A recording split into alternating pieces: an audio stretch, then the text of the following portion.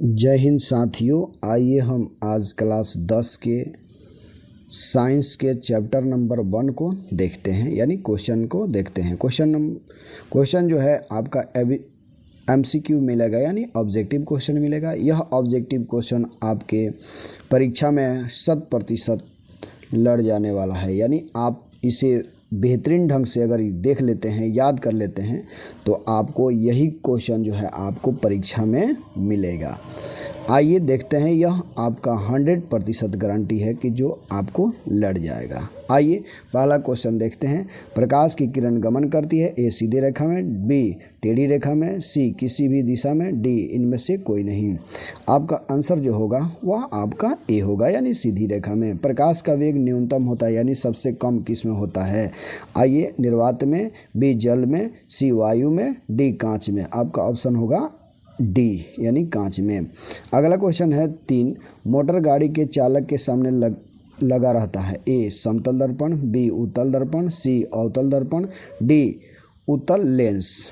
इसमें आपका आंसर जो होगा वह आपका 3 का बी होगा। अगला क्वेश्चन देखते हैं 4 नंबर। मोटर कार के हेडलाइट में किसका प्रयोग होता है, ए समतल दर्पण, बी उत्तल दर्पण, सी अवतल दर्पण, डी उत्तल लेंस। 4 का जो आंसर होगा वह आपका सी होगा, यानी अवतल दर्पण होगा। आइए 5वां नंबर क्वेश्चन को देखते हैं। 5वां नंबर क्वेश्चन है, समतल दर्पण द्वारा बना प्रतिबिंब कैसा होता है, ए वास्तविक, बी काल्पनिक, सी दोनों, डी इनमें से कोई नहीं। 5 का जो आंसर होगा वह आपका बी होगा। 6ठा नंबर सवाल है, लेंस की क्षमता का एसआई मात्रक क्या होता है, ए डायोप्टर, बी ल्यूमेन, सी लॉक्स और डी एंगस्ट्रॉन। आइए इसका आंसर जो होगा 6 का ए होगा, यानी डायोप्टर होगा। 7 नंबर क्वेश्चन है, प्रकाश की किरणों का पथ दर्शाने वाले चित्र को क्या कहा जाता है, तो ए किरण आरेख, फोकस, किरण पुंज, डी इनमें से कोई नहीं। आपका आंसर जो होगा वह आपका ए होगा। अगला क्वेश्चन है 8 नंबर।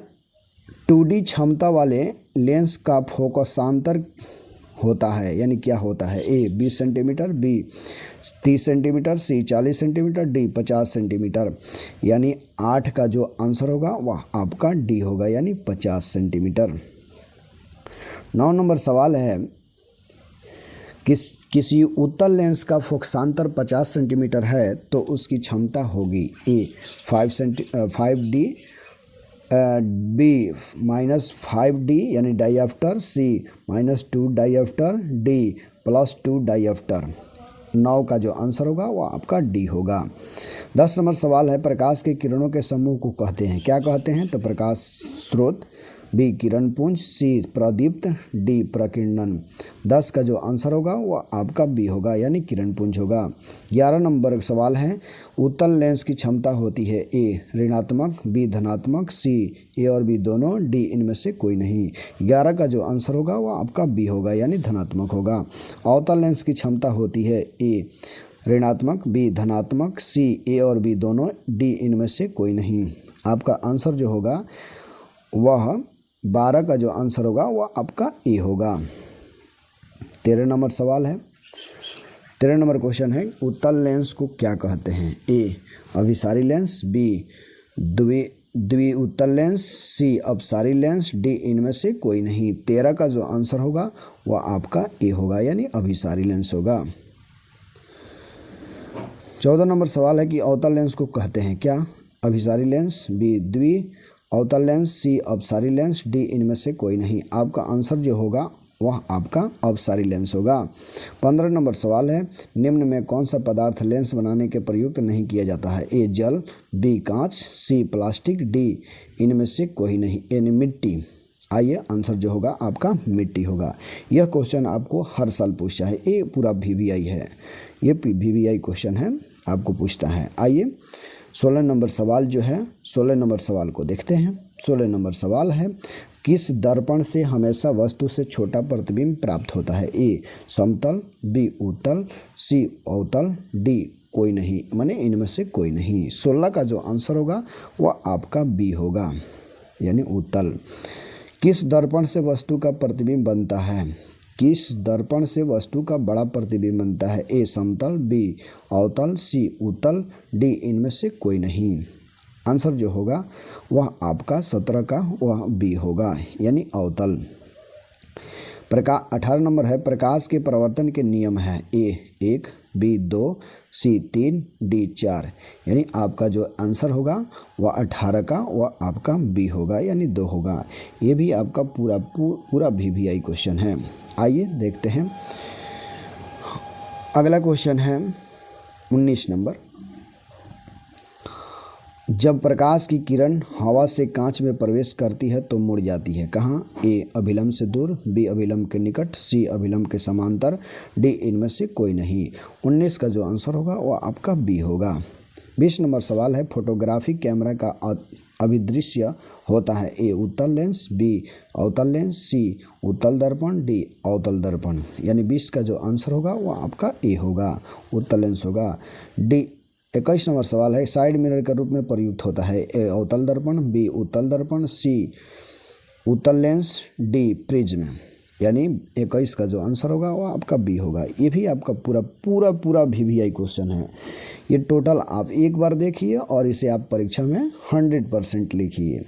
आइए 22 नंबर सवाल को देखते हैं। 22 नंबर सवाल है कि एक अवतल दर्पण की फोकस दूरी 10 सेंटीमीटर है तो उसकी वक्रता त्रिज्या होगी। ए 10 सेंटीमीटर, बी 20 सेंटीमीटर, सी 5 सेंटीमीटर, डी 40 सेंटीमीटर। 22 का जो आंसर होगा वह आपका बी होगा, यानी 20 सेंटीमीटर।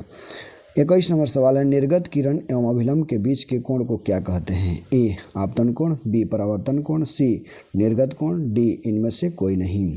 आइए 23 का जो आंसर होगा वह आपका 23 का सी होगा।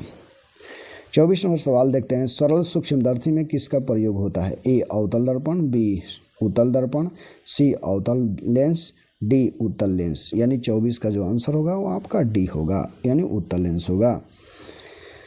आइए 25 नंबर सवाल को देखते हैं। 25 नंबर सवाल है, किस लेंस के द्वारा सिर्फ काल्पनिक प्रतिबिंब बनता है? ए उत्तल, बी अवतल, सी बाइफोकल, डी इनमें से कोई नहीं। 25 का जो आंसर होगा वो आपका बी होगा। 26 नंबर है, प्रकाश के परावर्तन के नियम से निर्धारित होता है। ए आपतन कोण परावर्तन कोण के बराबर होता है, बी परावर्तन कोण अपवर्तन कोण के बराबर होता है, सी आपतन कोण पर विचलन कोण होता है, और डी इनमें से कोई नहीं। यानी आइए ऑप्शन जो आपका आंसर होगा 26 का वह आपका ए होगा, यानी आपतन कोण परावर्तन कोण के बराबर होता है। 27 नंबर सवाल है, काल्पनिक प्रतिबिंब होता है। ए सीधा, बी उल्टा, सी दोनों, डी इनमें से कोई नहीं। 27 का जो आंसर होगा वह आपका ए होगा, यानी सीधा होगा। अगला सवाल देखते हैं। 28 नंबर सवाल है कि लेंस में मुख्य फोकस की संख्या कितनी होती है? ए 2, बी 1, सी 3, डी कोई नहीं, इनमें से कोई नहीं। यानी 28 का जो आंसर होगा वह आपका ए होगा, यानी 2 होगा। सर्च लाइट का परावर्तक सतह होता है। ए उत्तल, बी अवतल, सी समतल, डी इनमें से कोई नहीं। 29 का जो आंसर होगा वो आपका बी होगा। 30 नंबर सवाल है, दाढ़ी बनाने में कौन सा दर्पण प्रयोग होता है? ये भी आपका VVI क्वेश्चन है, एकदम 100% VVI क्वेश्चन है। ए समतल, बी उत्तल, सी अवतल, डी इनमें से कोई नहीं। यानी 30 का जो आंसर होगा वह आपका सी होगा, यानी अवतल होगा। अवतल का प्रयोग हम लोग दाढ़ी बनाने में प्रयोग करते हैं। 31 नंबर सवाल है, एक उत्तल लेंस की क्षमता 1 डायोप्टर है तो उत्तल लेंस की उस लेंस की फोकस दूरी होगी। A plus 10 centimetre, B minus 10 centimetre, C plus 100 centimetre, D minus 100 centimetre. 31 का जो आंसर होगा वह आपका सी होगा, यानी प्लस 100 सेंटीमीटर। आइए 32 नंबर सवाल को देखते हैं। 32 नंबर सवाल है, किसी गोलीय दर्पण तथा किसी पतले गोलीय लेंस दोनों की फोकस दूरी -15 सेंटीमीटर है, दर्पण तथा लेंस संभव है। ए दोनों अवतल, बी दोनों उत्तल, सी दर्पण अवतल तथा लेंस उत्तल, डी दर्पण उत्तल तथा लेंस अवतल। यानी 32 का जो आंसर होगा वह आपका ए होगा। 33 नंबर सवाल है, प्रकाश के अपवर्तन के नियम है। ए 1, बी 2, सी 3, डी 4। आंसर जो होगा 33 का वह आपका बी होगा। 33 का जो आंसर होगा वो आपका बी होगा, यानी 2। 34 नंबर सवाल है, किसी माध्यम के अपवर्तनांक का मान होता है ए साइन आई बटा sine r, B sine r बटा sine i, C sine i into sine r और D sine i plus sine r. आपका जो 34 का आंसर होगा वो आपका ए होगा, साइन आई बटा साइन आर। अगला सवाल है 35 नंबर सवाल है, एक उत्तल लेंस होता है एक सभी जगह समान मोटाई का, बी बीच की अपेक्षा किनारों पर मोटा, सी किनारों की अपेक्षा बीच में मोटा, डी इनमें से कोई नहीं। 35 का जो आंसर होगा वो आपका सी होगा। 36 नंबर सवाल है कि अवतल लेंस का आवर्धन m बराबर होता है ए भी यू बाई भी, बी यू इंटू भी, सी यू प्लस भी, डी भी बाई यू, यानी आपका जो आंसर होगा वह आपका डी होगा, यानी 36 का डी होगा, यानी भी बाई यू होगा। 37 नंबर सवाल है कि गोलीय दर्पण में फोकसांतर एवं वक्रता त्रिज्या के बीच संबंध है ए आर बराबर 2f, बी आर एफ बराबर आर, सी एफ बराबर 2 बाई आर और डी बराबर आर बराबर एफ बटा 2, यानी 37 का जो आंसर होगा वह आपका ए होगा, यानी आर बराबर 2f होगा। 38 नंबर सवाल है कि सोलर कुकर में प्रयोग किया जाता है ए अवतल दर्पण का, बी उत्तल दर्पण का, सी समतल दर्पण का, डी उत्तल तथा अवतल दर्पण का। आइए 38 नंबर सवाल है वह आपका ए होगा, यानी अवतल दर्पण का। ये भी आपका VVI प्रश्न है, यानी पूर्ण रूप से VVI है। 39 नंबर सवाल है कि उत्तल लेंस में बना प्रतिबिंब होता है ए बराबर और सीधा, बी वास्तविक और उल्टा, सी वास्तविक और सीधा, डी इनमें से कोई नहीं। 39 का जो आंसर होगा वह आपका बी होगा। 40 नंबर सवाल है कि उत्तल लेंस में जब बीम f और 2f के बीच रखा जाता है, यानी फोकस और वक्रता केंद्र के बीच रखा जाता है, तब बना प्रतिबिंब होता है ए बड़ा और वास्तविक, बी छोटा और वास्तविक, सी छोटा और काल्पनिक, डी बड़ा और काल्पनिक। 40 का जो आंसर होगा वह आपका ए होगा। 41 नंबर सवाल है कि कोई दो वक्रीय पृष्ठों से घिरे ठोस माध्यम को कहते हैं ए गोलीय दर्पण, बी त्रिज्या, सी गोलीय लेंस, डी समतल दर्पण। 41 का जो आंसर होगा वह आपका सी होगा, यानी गोलीय लेंस होगा। 42 नंबर सवाल है कि वह गोलीय दर्पण जो बाहर की तरफ विकृत हो कहलाता है ए अवतल दर्पण, बी समतल दर्पण, सी उत्तल दर्पण, डी इनमें से कोई नहीं। 42 का जो आंसर होगा वह आपका सी होगा। आइए 43 नंबर सवाल देखते हैं। 43 नंबर सवाल है कि गोलीय दर्पण के परावर्तक पृष्ठ के केंद्र को दर्पण का क्या कहा जाता है ए मध्य, बी ध्रुव, सी गोलार्ध और डी अक्ष, यानी 43 का जो आंसर होगा वो आपका बी होगा, यानी ध्रुव होगा। किसी लेंस द्वारा उत्पन्न आवर्धन का एसआई मात्रक क्या है एक ए मीटर, बी सेंटीमीटर, सी मिलीमीटर और डी मात्रक विहीन, यानी 44 का जो आंसर होगा वो आपका डी होगा। 45 नंबर सवाल है कि लेंस के केंद्रीय बिंदु को क्या कहते हैं ए वक्रता केंद्र, बी प्रकाशीय केंद्र, सी द्वारक केंद्र और डी अक्ष केंद्र, यानी 45 का जो आंसर होगा वो आपका बी होगा, यानी प्रकाशीय केंद्र। आइए 46 नंबर सवाल को देखते हैं। 46 नंबर सवाल है किसी शब्दकोश में पाए गए छोटे अक्षरों को पढ़ते समय आप निम्न में से कौन सा लेंस पसंद करेंगे ए 50 सेंटीमीटर फोकस दूरी का अवतल लेंस, बी 50 सेंटीमीटर फोकस दूरी का उत्तल लेंस, सी 5 सेंटीमीटर फोकस दूरी का अवतल लेंस, डी 5 सेंटीमीटर फोकस दूरी का उत्तल लेंस।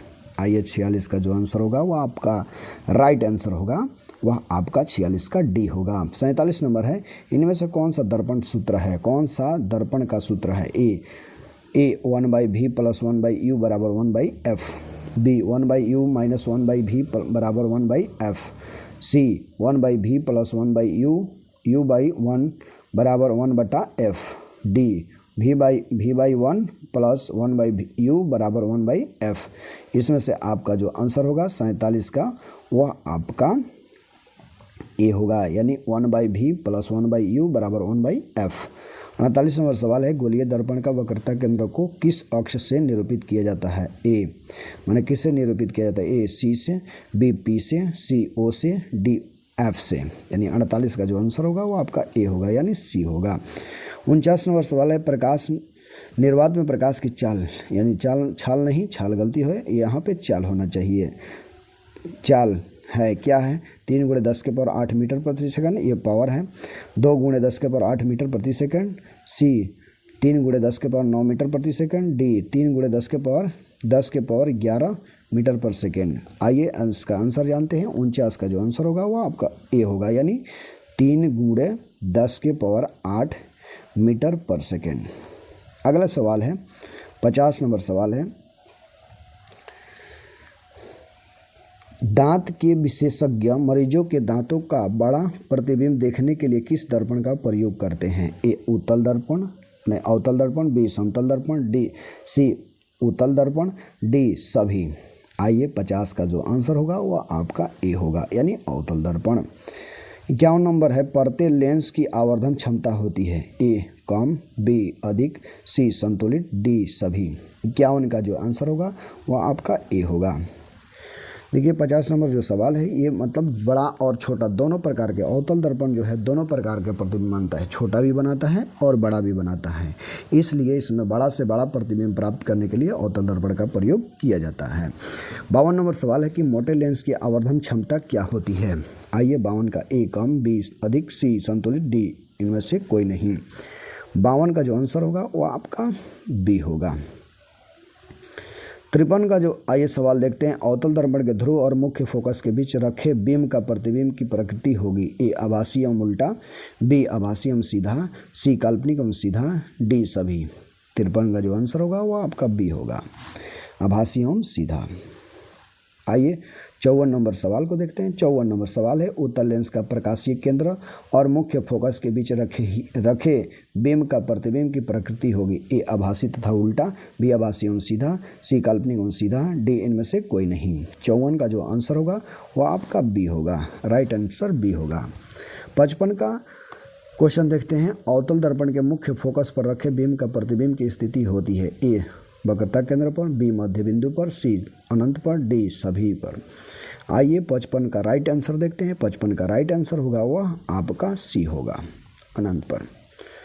56 नंबर सवाल है, उत्तल लेंस के मुख्य फोकस पर रखे प्रतिबिंब की स्थिति होती है? ए केंद्र पर, बी फोकस एवं वक्रता केंद्र के बीच, सी अनंत पर, डी ध्रुव एवं वक्रता केंद्र के बीच। यानी आपका 56 का राइट आंसर जो होगा वह आपका सी होगा यानी अनंत पर होगा। आइए 57 नंबर सवाल को देखते हैं, अवतल लेंस के मुख्य फोकस पर रखे बीम का प्रतिबिंब की स्थिति होती है? ए फोकस एवं वक्रता केंद्र के बीच, बी प्रकाशीय केंद्र और फोकस के बीच, सी ध्रुव एवं वक्रता केंद्र के बीच, डी इनमें से कोई नहीं। 57 का जो आंसर होगा वो आपका बी होगा। 58 नंबर सवाल है, अवतल लेंस के सामने अनंत पर रखे बीम का प्रतिबिंब की स्थिति कहाँ होगी? ए वक्रता केंद्र, बी फोकस पर, सी अनंत पर, डी ध्रुव पर। यानी 58 का जो आंसर होगा वह आपका बी होगा यानी फोकस पर होगा। आइए 59 नंबर सवाल को देखते हैं। 59 नंबर सवाल है, अवतल दर्पण के सामने अनंत पर रखे बीम का प्रतिबिंब की स्थिति होती है? ए वक्रता केंद्र पर, बी अनंत पर, सी ध्रुव पर, डी फोकस पर। 59 का जो आंसर होगा वो आपका डी होगा यानी फोकस पर होगा। लेंस के प्रकाशीय केंद्र से गुजरने वाली प्रकाश की किरणें अपवर्तन के पश्चात यानी अपवर्तन के बाद ए विचलन के साथ निर्गत होती है, बी 7 रंगों में विभक्त हो जाती हैं, डी बिना विचलन के निर्गत होती है, डी इनमें से कोई नहीं। यानी 60 का जो आंसर होगा वो आपका बी होगा, 7 रंगों में विभक्त हो जाती है। मुख्य फोकस से गुजरने वाली प्रकाश की किरण उत्तल लेंस के सामने, उत्तल लेंस से अपवर्तन के बाद ये मुख्य अक्ष के विपरीत जाती है, बी निर्गत किरण मुख्य अक्ष समांतर जाती है, सी मुख्य अक्ष से दूर, डी उसी पथ के अनुदिश वापस परावर्तित हो जाती है। यानी 61 का आंसर होगा वह आपका बी होगा। आइए 62 नंबर सवाल को देखते हैं। 62 नंबर सवाल है, मुख्य अक्ष से समांतर आने वाली कोई प्रकाश की किरण अवतल लेंस से अपवर्तन के बाद मुख्य अक्ष के विपरीत जाती है। बी उसी पथ के अनुदिश जाती है, परावर्तित हो जाती है। सी निर्गत किरण मुख्य अक्ष से समांतर जाती है। डी निर्गत किरण मुख्य अक्ष से दूर जाती है। यानी 62 का जो आंसर होगा वो आपका डी होगा। जय हिंद, जय भारत।